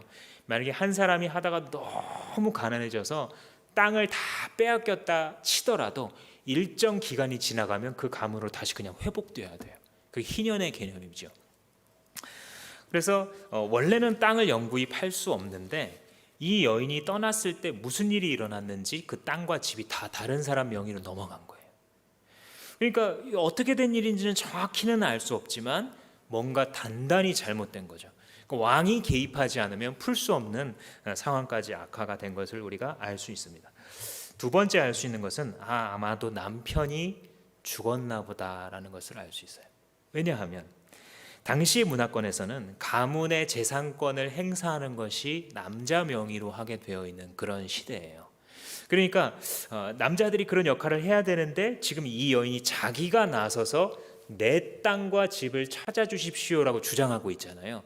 이 말은 뭐냐면 남편이 거의 아무것도 사리분별을 못할 정도의 상태 가운데 들어갔거나 아니면 죽었거나 둘 중에 하나입니다. 많은 신학자들과 해석가들은 이 상태에는 이미 남편이 죽은 상태로 보아야 한다라고 기록을 합니다. 잘 모르겠어요. 블레셋 땅으로 떠날 시점에 이미 남편이 먼저 유명을 달리한 것인지 아니면 블레셋에서 사는 동안 그런 것인지는 알 수 없으나, 아무튼 굉장히 큰 일이 이 가정에 이미 있었습니다. 성경은 그것까지도 다 생략하고 있어요. 그래서 남편이 도와주지 못해서 결국은 여인의 몸으로 당시의 시대 때 스스로 방법을 찾고 있는 것입니다. 세 번째는 뭐를 알 수 있냐면, 이미 많은 노력을 기울였구나, 지금 최후의 몸짓을 이 여인이 하고 있는 거구나를 알 수 있습니다. 당시에 이스라엘의 재판 제도는 보통 두 번으로 처리되게 됩니다. 하나는 지역 재판, 다른 하나는 중앙 재판입니다. 오늘날의 이 삼심제 같은 것들, 한 번의 재판으로 잘못될 수도 있다 하고 많은 문화권들이 여러 번 복수의 재판을 택하고 있는 것은 사실 성경의 사상에서 유래합니다. 고대 근동의 이 재판 제도를 보면 나라들마다 큰 차이들이 있는데, 예를 들어서 이집트 같은 나라는 굉장히 강한 나라임에도 불구하고 왕이 곧 법이다, 왕이 살아있는 법전이다, 이런 개념이 있어서 법이 잘 발달 자체를 안 합니다. 근데 또 바빌론이나 아시리아 같은 데를 보면 이 함무라비 왕 아시죠? 이 법이 발달하는 나라들도 있으나 그래도 왕이 모든 재판권을 다 갖고 있어요. 이스라엘만큼은 굉장히 독특했습니다. 모세 율법에 보면, 여러분 그 장면 기억나세요? 모세가 출애굽 백성들과 함께 광야에 있는데 어느 날 모세가 이렇게 앉아 있으면 거기에 백성들이 쭉 줄을 서서 하루 종일 재판을 받아요, 모세한테. 그걸 보다 못한 장인 이드로가 여보게 사위 지금 뭐 하고 있나? 물어보니까 재판하는 중입니다. 우리 백성들이 하도 분쟁과 소송이 많아서 제가 다 판결해 주고 있어요. 그러니까 이 장인 이드로가 그거 아니야, 그러지 말고 천부장, 백부장, 50부장, 10부장을 맡겨서 쉬운 일은 그들이 알아서 처리하고 그 4단계를 거쳐도 해결 안 되는 것만 장신이 하면 쉽잖아 하고 방법을 가르쳐줘요. 그래서 주님께서 모세의 율법 속에 기록하게 하시면서 그 단계들을 주세요. 지역 재판관을 세울 것을 말씀해 주시고, 거기서 해결이 안 되는 어려운 문제들을 중앙재판정에서, 거기서 제사장과 중앙재판관을 두어서 처리할 수 있게 하십니다. 그래서 초대 재판관은 모세였고, 그 이후에는 제사장들이 그 재판 이 사법권을 물려받게 됩니다. 그래서 이상적인 상황에서라고 한다면 제사장과 중앙재판관이 마지막 최종심이어야 되는데, 현실 속에서는 그렇게 잘 안 되었던 거예요. 이스라엘 역사 속에서 왕에게 모든 힘이 결국은 집중되잖아요. 그러니까 다 필요 없고 결국 왕이 이렇게 하라면 그렇게 이제 법이 되는 겁니다.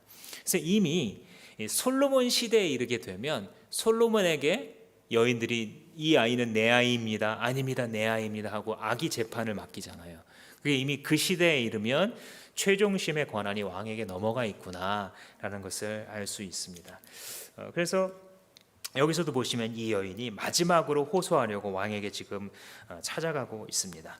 할 수 있는 일은 뭐 지역 재판관이 됐든 뭐가 됐든 간에 열심으로 다 찾아보고 돌다리를 다 두들긴 다음에 결국은 절박한 심령이 되어서 가게 된 것이죠. 그러니까 수많은 것이 생략된 것을 우리가 알 수 있는데 여기까지 올 때까지 이 여인이 얼마나 많은 노력을 기울였겠습니까? 이거를 했는데도 해결 안 되고 저걸 했는데도 해결 안 되고 해결해 줄 수 있다는 분 찾아갔는데도 뭔가가 꼬여서 또 안 되고 그 하나하나를 겪어갈 때에 이 여인은 큰 좌절을 느꼈을 것입니다. 그것을 다 거쳐서 지금 기도하면서 여기까지 온 것이죠. 우리네 삶도 별로 다르지 않습니다. 그렇죠?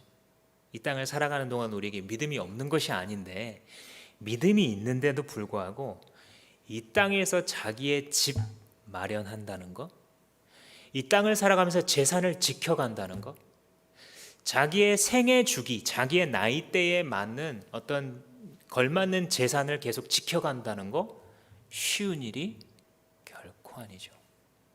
그래서 많은 사람들이 그렇게도 욕심을 부리기도 하고 요행을 바라기도 하는 것입니다.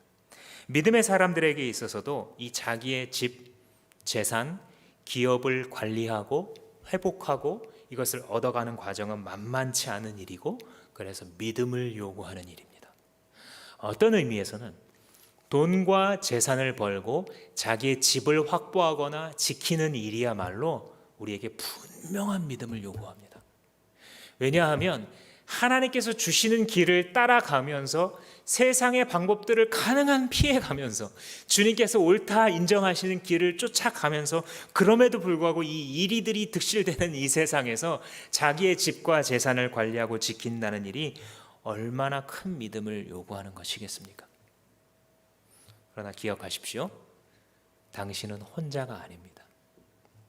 나의 집과 재산, 이 가정을 지키고 세워나가는 일에 있어서 혼자가 아닙니다.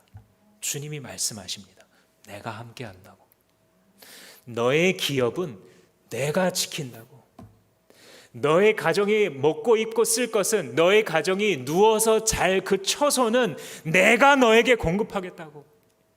세상을 내가 너희들을 이 세상 가운데로 보냄이 비록 양을 이리 가운데로 보내는 것처럼 너희가 만약에 내 말씀 지키면서 살려고 이 세상 가운데 나간다면 너희들은 여기저기 뜯어먹히는 신세가 될 수밖에 없을 정도로 참 바보 같은 길을 걸어가는 것인데 걱정 마. 내가 지킬 거야. 내가 함께 할 거야. 너의 재산, 너의 집, 너의 땅, 너의 생계 내가 함께 할 거야. 지금 너에게 있는 그 상태가 바로 내가 너에게 계획한 그 상태인 줄 믿고 따라오렴 주님 우리에게 말씀해 주십니다. 이것은 우리가 현재 우리에게 있는 재산 상태에 대해서 불안해하지 않을 수 있는 근거가 되는 것입니다. 선하신 하나님께서 지금 이 상태로 인도하셨다고 한다면 지금 내 삶의 이 시기에 이만큼 갖고 있는 것이 맞는 것입니다. 그렇지만 하나님, 다른 사람들은 저만큼 갖고 있는데 왜 저만 이만큼 갖고 있어야 됩니까? 그것이 당신에게 가장 좋기 때문입니다.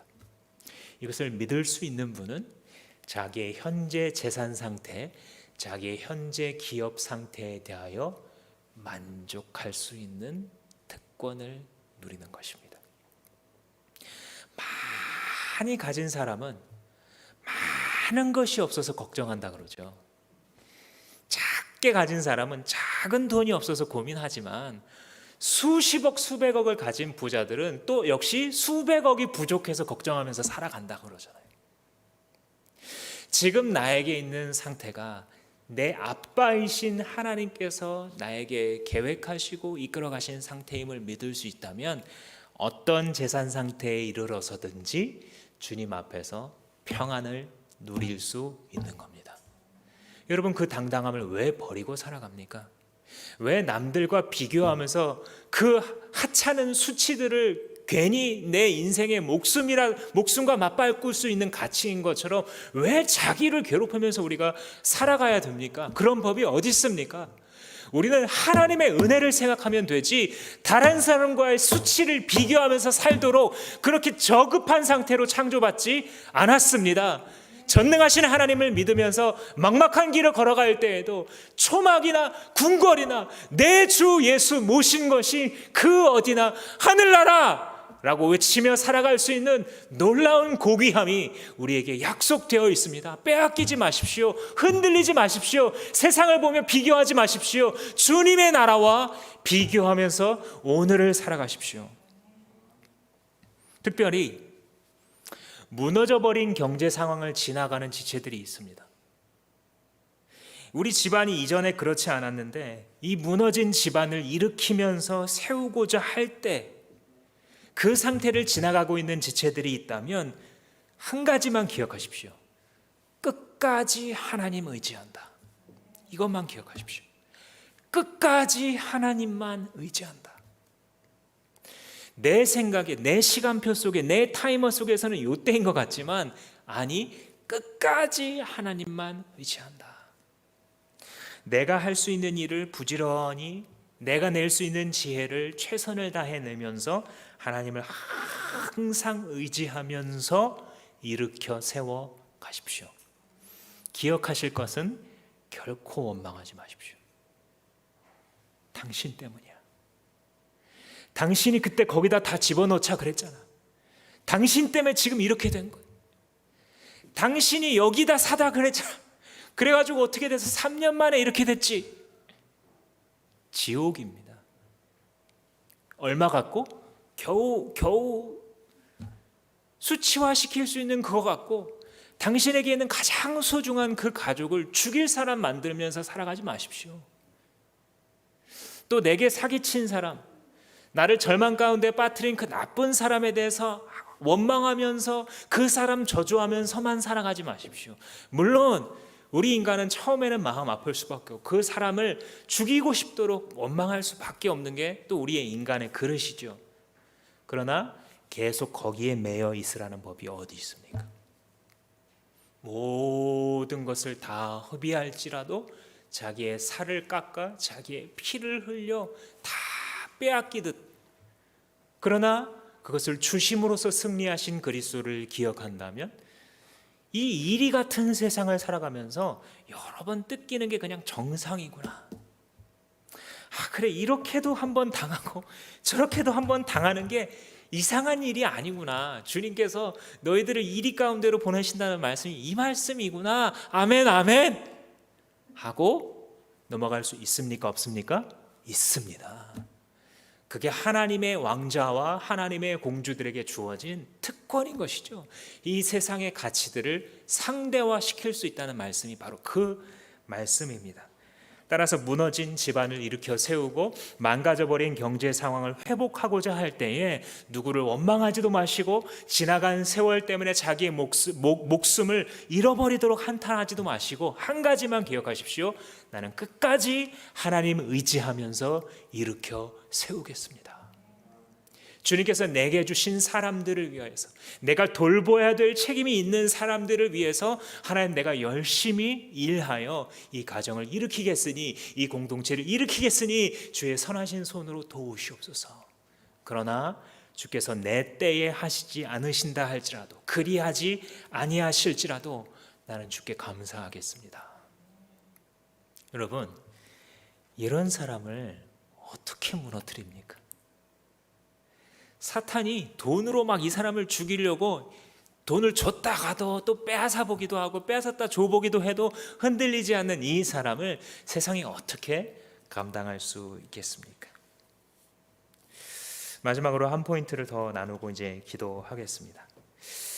그런데 한번 여러분 따라 해보실까요? 기업의 회복은 주님 손으로부터.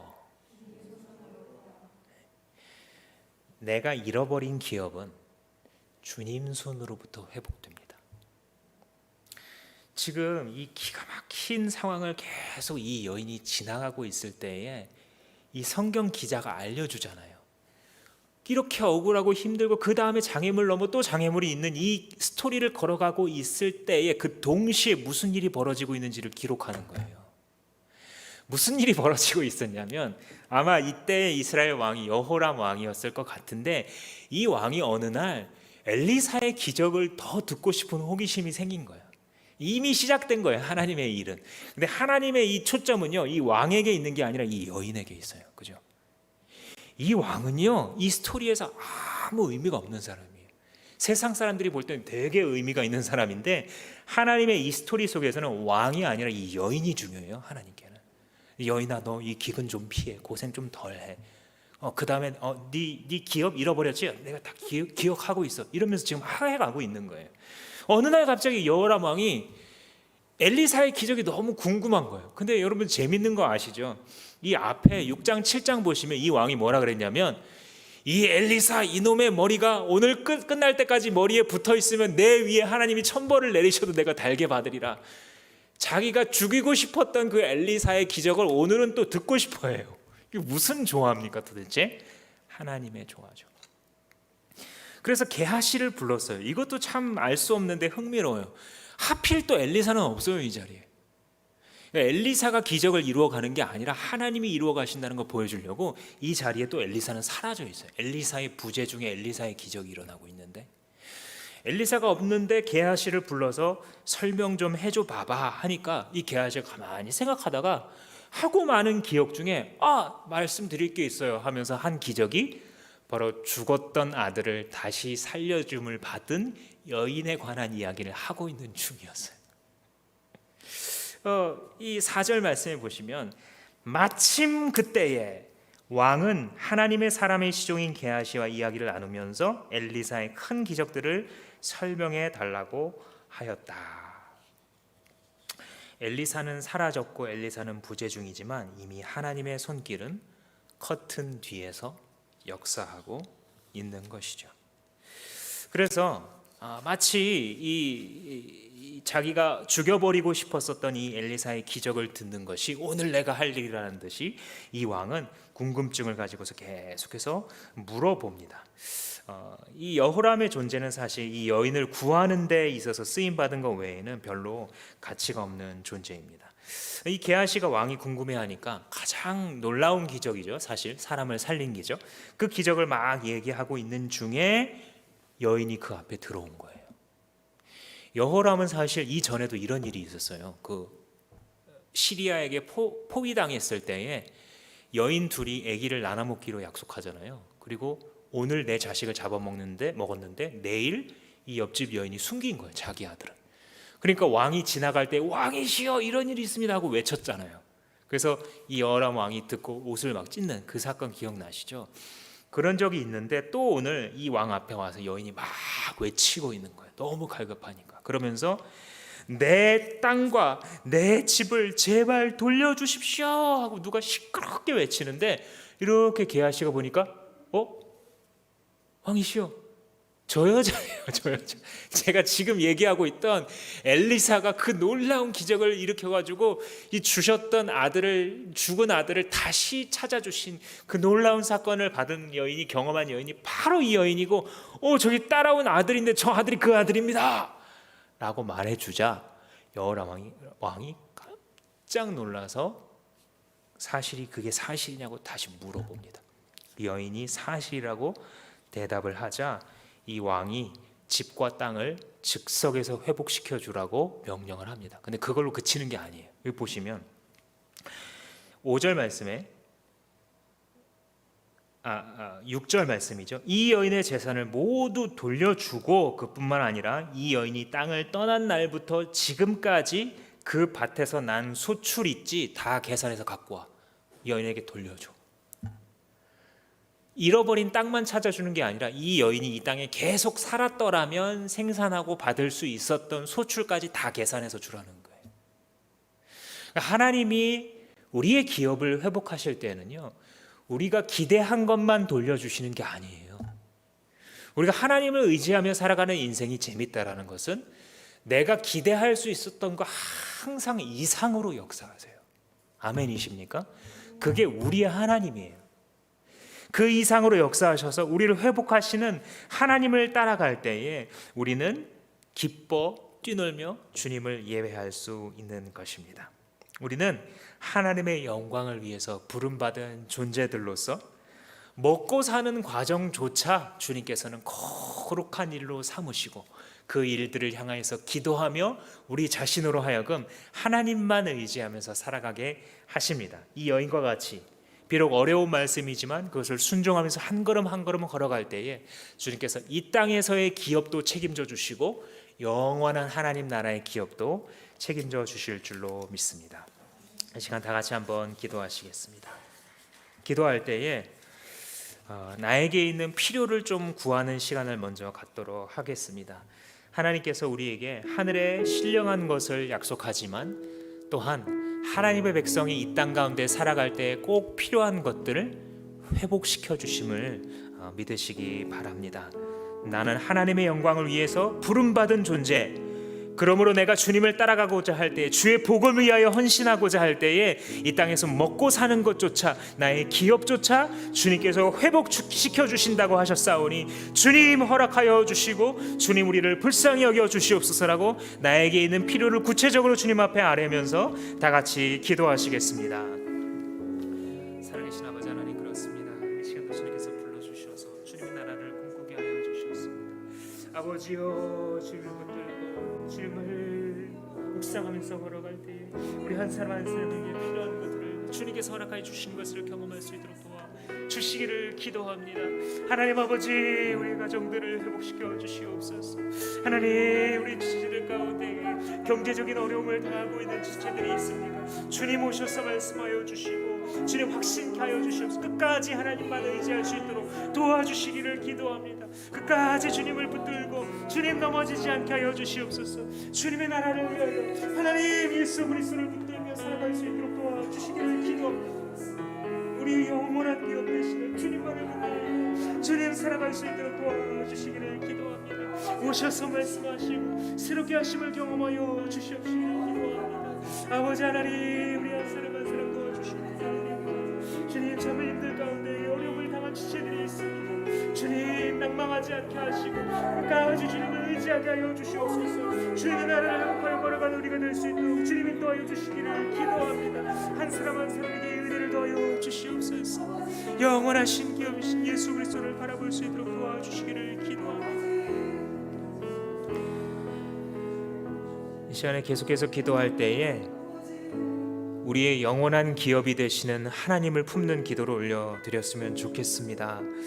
이 땅에서 땅과 재산을 잃어버려도 답답하거늘 우리가 영원한 기업이 없다면 얼마나 후회할 일이겠습니까? 주님, 예수 그리스도 안에서 우리에게 영원한 기업이 되셨사오니 주님을 찬양합니다. 주님께서 잃어버리셨던 주님의 주권이 통하는 땅, 주님의 나라가 회복되는 일에, 주님께서 당신의 기업을 회복하시는 일에 나를 사용하여 주시옵소서라고 영원하신 기업을 품는 기도를 올려드리겠습니다.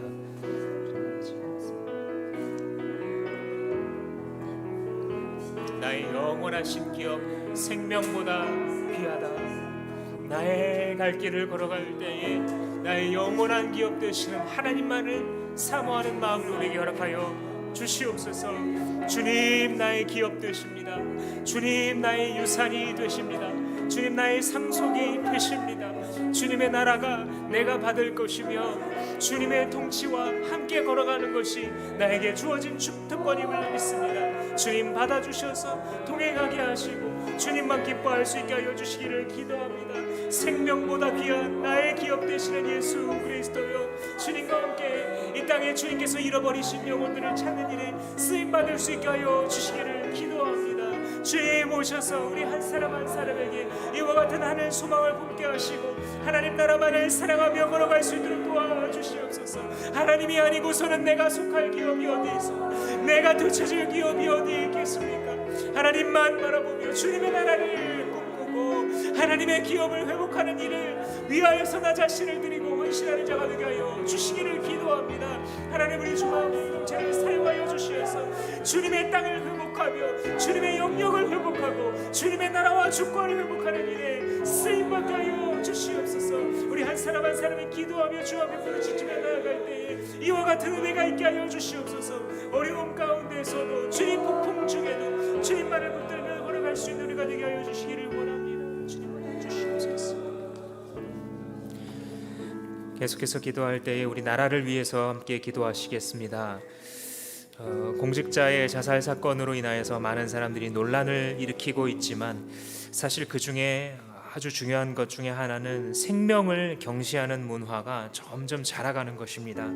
하나님, 이 땅 가운데 생명을 중시하는 문화가 자리 잡게 해주시고 또한 아울러서 올바른 성윤리가 사라진 이 땅을 주님 불쌍히 여겨주셔서 이것들을 회복하는 일에 우리를 사용해 달라고 기도해 주시기 바랍니다. 또한 각계각층에 아파하는 사람들이 이 나라에는 너무나 많습니다.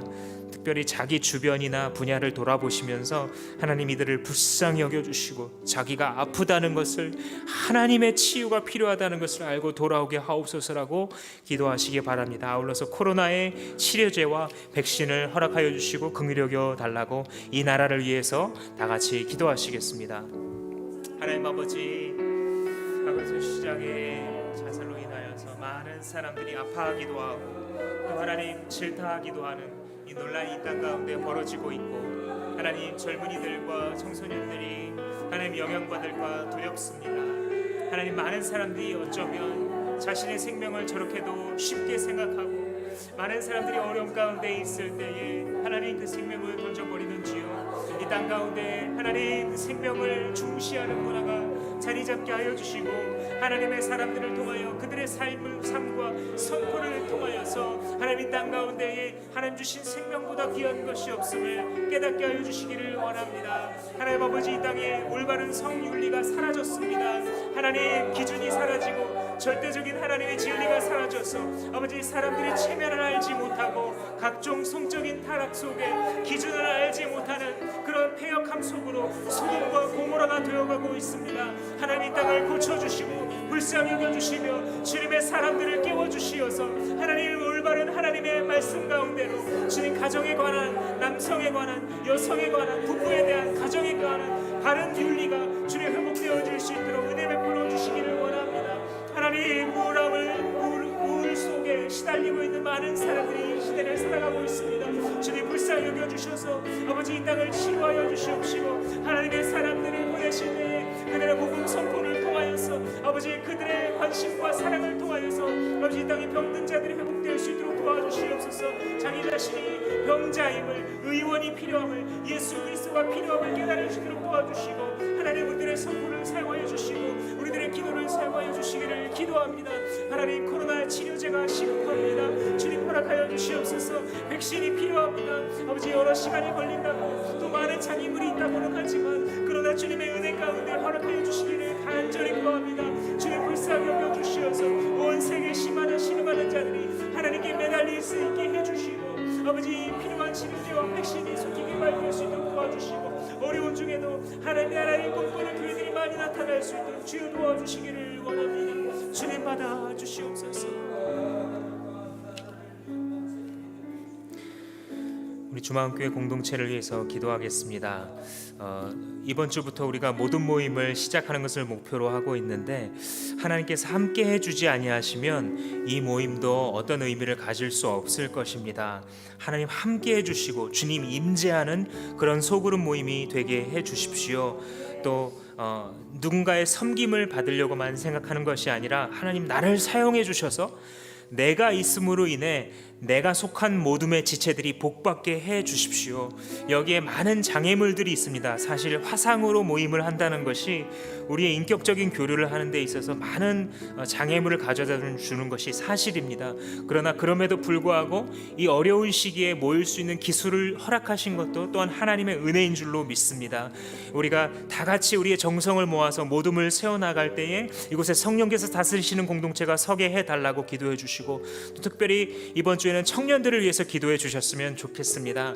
평상시 같으면 여름 사역을 통하여서 청년들이 열심히 제자 훈련 받고 단기 봉사와 여러 가지 일들을 할 시간인데 그러지 못하는 중에 있습니다. 하나님 불쌍히 여겨 주셔서 우리 청년들이 양육받을 수 있는 그러한 새로운 아이디어를 우리에게 허락하여 주시고 이들에게 큰 은혜를 베풀어 주셔서 우리 교회를 지고 나가는 그런 청년들이 되게 해달라고 기도해 주시고, 또 은혜샘물교회와 주마음교회 두 공동체가 든든하게 건강하게 서가게 해달라고 우리 공동체를 위해서 다 같이 기도하시겠습니다. 살아계신 아버지 하나님, 모든 모임을 위해서 기도합니다. 아버지, 이번 주에 시작될 이 모든 모임의 명단들을 발표하고 우리 모듬장들에게 아버지 그들이 주어졌습니다. 아버지 연락하면서 함께 모임을 세워가고자 할 때에 우리 각자 바쁜 이슈들이 있고 어려움들이 있지만 주님 모둠을 세워나갈 때 하나님의 은혜가 임하게 도와주시기를 기도합니다. 아버지 하나님, 정말 목장으로 모여야 되는데 하나님 아직 그럴 수 없는 상황이라서 모든 모임으로 진행합니다. 아버지, 또 온라인으로 시작해야 돼서 하나님 너무나 큰 제약이 있습니다. 하나님, 화상으로 서로의 얼굴을 보면서 한다는 것이 참 한계도 많고 또 기술적인 부분에 있어서도 서로가 노력할 부분이 많이 있습니다. 그럼에도 불구하고 주님이 책임져 주실 때에 하나님 이것이 온전하게 세워져 갈 수 있는 줄로 믿습니다. 아버지, 서로가 서로를 위하여서 함께 기도하며 모이기에 힘쓸 때에 하나님께서 허락하신 이 기술을 가지고서 하나님 우리가 공동체를 세워나가게 도와주시고 소그룹 속에서 서로의 기도 제목을 나눠가면서 삶을 나눠가면서 하나님의 백성들이 함께 하나님의 나라를 꿈꾸는 그런 모임으로 쓰임받게 하여 주시기를 기도합니다. 아버지 하나님, 청년들을 위해서 기도합니다. 우리 청년들이 아버지 참으로 여름에 어떻게 양육받을지 어떻게 훈련받을지 아버지 기도하며 주 앞에 간구합니다. 주님께서 역사하여 주시어서 아버지 우리가 가장 어려운 환경에서도 하나님을 가장 꿈꿀 수 있도록 도와주시고 우리 청년들이 교회를 통하여서 하나님을 섬기는 법을 배우게 도와주시고 아버지 예배를 수종드는 법을 배우며 아버지 함께 봉사하고 하나님의 나라를 꿈꾸고 말씀 속에 은혜를 누리며 아버지 사회에 진입하여 걸어갈 때에 아버지들이 사회 속에서 주님과 동행하는 법을 배울 수 있도록 도와주시기를 기도합니다. 아버지 하나님, 인도하셔서 우리 은혜샘물교회가 또 든든하게 서갈 수 있도록 도와주시고 건강하게 도와주시고 필요한 것들을 채워주시며 능력 있게 하시고 감당하고 있는 모든 사역들과 특별히 기독교학교 사역을 통해서 하나님께서 영광 받으시고자 하시는 모든 것들이 하나도 어그러지지 아니할 수 있도록 도와주시기를 기도합니다. 든든하게 서갈 수 있도록 도와주시옵소서. 주님께서 분리개척 운동을 해가게 하시는 그 은혜를 아버지 우리가 깨달을 수 있도록 도와주시고 아버지 두 교회를 통하여서도 계속해서 건강한 교회들이 개척되어 갈 수 있도록 도와주시기를 기도합니다. 우리 주마음교회 공동체를 통하여서도 주님의 때 주님의 방식으로 아버지 건강한 교회들이 세워질 수 있는 그런 베이스 캠프 역할을 감당하는 그런 교회가 될 수 있도록 인도하여 주시옵소서. 우리를 세우시는 하나님의 은혜를 감사합니다. 주시옵소서. 마지막